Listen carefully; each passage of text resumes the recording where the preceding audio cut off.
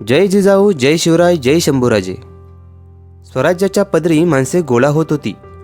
मित्रपरिवार वाढत होता. त्यात गुंजवण्याचे येसाजी कंक होते. मोसेखोऱ्यातील बाजी पासलकर, नरेकरांचे बाळाजी चिमणाजी होते. कावजी कोंढाळकर, जीवा महाळा, वाघोजी तुपे, सूर्याजीराव काकडे यांसारखी अनेक लहान थोर मंडळी होती. बाजी पासलकर तर साठीच्या घरातले उमराव, पण राजांशी त्यांची दाट मैत्री जमली होती. हे साथीदार घेऊन राजे आता स्वतंत्रपणे फेरफटक्याला जात होते. पूर्वी टापांचा आवाज ऐकतात मोगल आले असे समजून राणाचा निवारा घेणारी माणसे आता टापांचा आवाज ऐकतात राजे आले असे समजून धावत आडवी येत होती. बाळराजांना डोळे भरून पाहत होती. राजे रांझ्यावरून असेच जात होते. थंडीचे दिवस होते. टापांचा आवाज डोंगर कपारीतून परतत होता. राजांच्या कानांवर अस्पष्ट हाक आली, राजे. घोड्यांचे लगाम खेचले गेले. परत तीच हाक आली. सारे चौफेर पाहत होते. येसाजी म्हणाला, राजे ते पहा. शिवारातून एक इसम धावत येत होता. राजे पाय उतार झाले. पळत येणाऱ्या त्या इसमाचा रोग जात होता. एकदा तो पडला, तसाच परत उठला आणि राजांच्या रोखाने धावू लागला. तो इसम जवळ आला.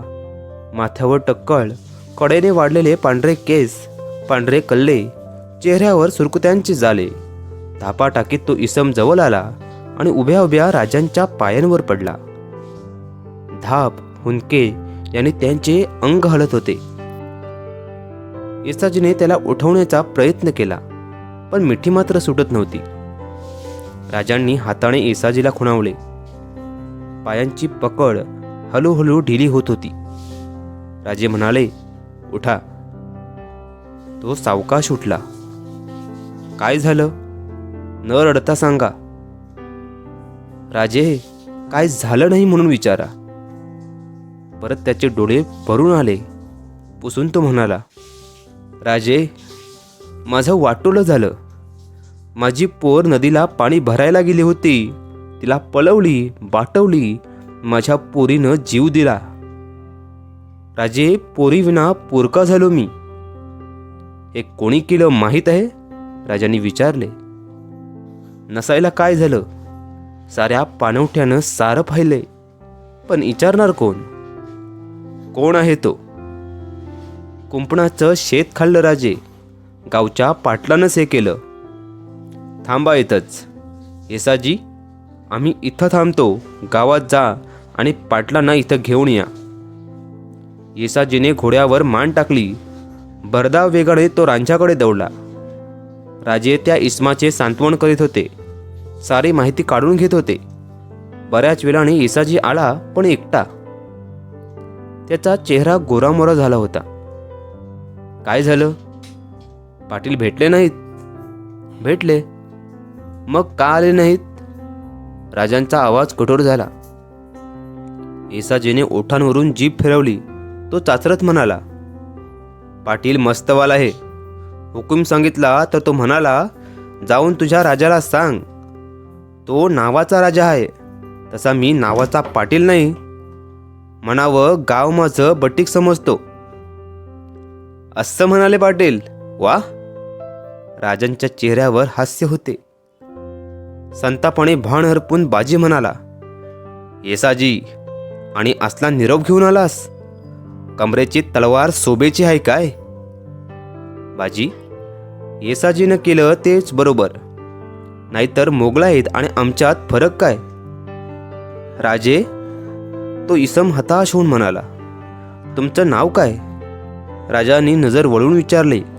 रामजी खोडे, याच गावचा मी. काळजी करू नका. येसाजी, एक स्वार पाय उतार करा. रामजींना संगती घ्या. रामजीसह सारे पुण्यात आले. वाड्यावर न जाता राजे सरळ पागेकडे आले. राजांना अचानक आलेले पाहताच स्वार अब्दीने गोळा झाले. राजे म्हणाले, येसाजी, 50 स्वार घेऊन तुम्ही रांझ्याला जा. पाटलांच्या मुसक्या आवळून त्यांना उद्या सकाळी आमच्या समोर हजर करा. येसाजीच्या चेहऱ्यावर हसू उमटले. येसाजी रामजीसह स्वारांचे पथक घेऊन रांझ्याकडे दौडू लागला. सकाळी राजे नेहमीप्रमाणे उठले, स्नान झाले. राजे आपल्या महाली ठेवणीचे कपडे करीत होते. चुणीदार विजार घातली होती. अंगात कळाबुतीचा जामा होता. कमरपट्ट्यात बिस्वा खोवला होता. कमरेला तलवार लटकवली होती.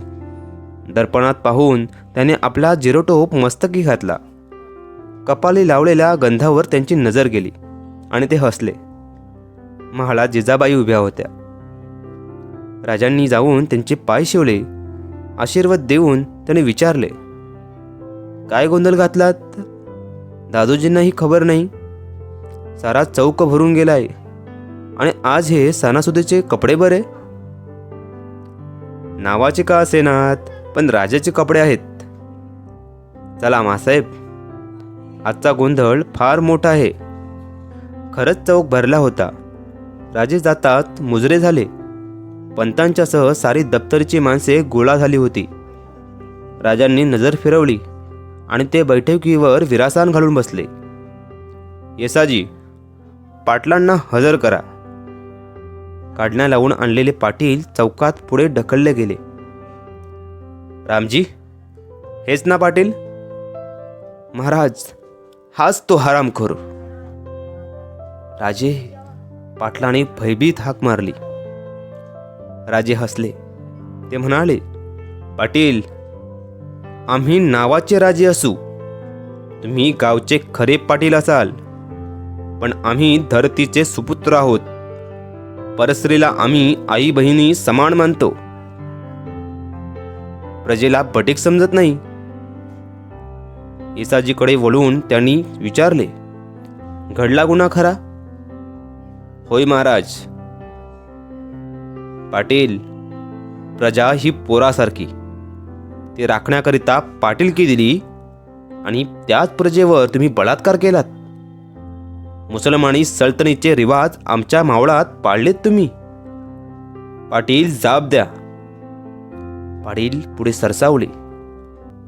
त्यांचे पाय थरथरले आणि म्हणाले, पंत, मला न्याय द्या. गोतमुखानं मला न्याय द्या. राजे, पंत म्हणाले. राजे पंतांच्याकडे नजर न वळविता म्हणाले, पंत, तुम्ही यात लक्ष घालू नका. पाटील, जरूर तुम्हाला गोतमुखानं न्याय मिळेल, पण एक अट आहे. कसली? आशेने पाटलाने राजांना विचारले. कसली? रामजीच्या मुलीला उभी करा. तिलाही काही सांगायचं असेल. अन्याय आहे, पाटील ओरडला. मेलेलं माणूस कधी उभं राहील का? बस. राजे नजर रोखीत म्हणाले, पाटील, गोतमुखाचा न्याय किरकोळ सामान्यांकरता असतो, तुमच्यासारख्या मातब्बर गुन्हेगारांकरता नव्हे. पंत, चुकलो. एक डाव माफी करा. खामोश. राजे संतापाने थरथरत उभे राहिले. ती पोर जेव्हा किंचाळली असेल तेव्हा काय कान बहिरे झाले होते? येसाजी, या पाप्याचे हात आणि पाय तोडा. गाढवावर बसून रांजण्यात नेऊन सोडा. गावचे पाटील आहेत ते, मानानं गावी गेले पाहिजे. घेऊन जा. शिक्षेची अंमलबजावणी झाल्याचं ताबडतोब सांगायला या. आक्रोश करणाऱ्या पाटलांना नेले गेले. राजे महालात आले आणि पाठोपाठ जिजाबाई दादोजी आले होते. जिजाऊंच्या अंगाला कापरा सुटला होता. पंत म्हणाले, राजे, एवढी कठोर शिक्षा? गरकन वळून राजे म्हणाले, पंत, मगा बोललो क्षमा करा. पांदळ देशमुख आम्हाला मानित नव्हते, तर त्यांचे हातपाय तुटले. शिक्षा कमी व्हायची होती ती तिथं. पण शिवबा, मासाहेब, पद्मिनी आठवते? तुमच्या जाऊबाई आठवतात नाही? मासाहेब, हे आता थांबवलंच पाहिजे. आमचा नाईलाज आहे आणि हे होत नसेल तर आम्हाला ही जहागीर नको, राजेपणा नको, काहीच नको. त्याची आम्हाला हौस नाही. शिवाजीराजे तसेच संतामाळे निघून गेले.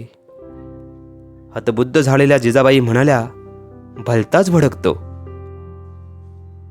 दादोजी डोळे टिपीत म्हणाले, मासाहेब, आज मी तृप्त आहे. हे पाहायला आज थोरले महाराज इथे हवे होते. आज शिवबाराजे शोभळे गजाननाला दंडवत घालून येतो. पाटाचे हातपाय तुटल्याची वार्ता साऱ्या मावळात पसरायला वेळ लागला नाही. सारे राजांना धन्यवाद देत होते. पाटील देशमुखांच्या तोंडचे पाणी पळाले होते. आता राजांच्या लहान वयाचा हिशेब कुणाच्या मनात राहिला नव्हता. परस्त्री माते समान ही छत्रपती शिवाजी महाराजांची शिकवण आहे आणि त्या शिकवणीत आपण राहूया. त्यात राहिलो तरच स्वतःला शिवभक्त किंवा त्यांचा मावळा म्हणूया. जय शिवराय.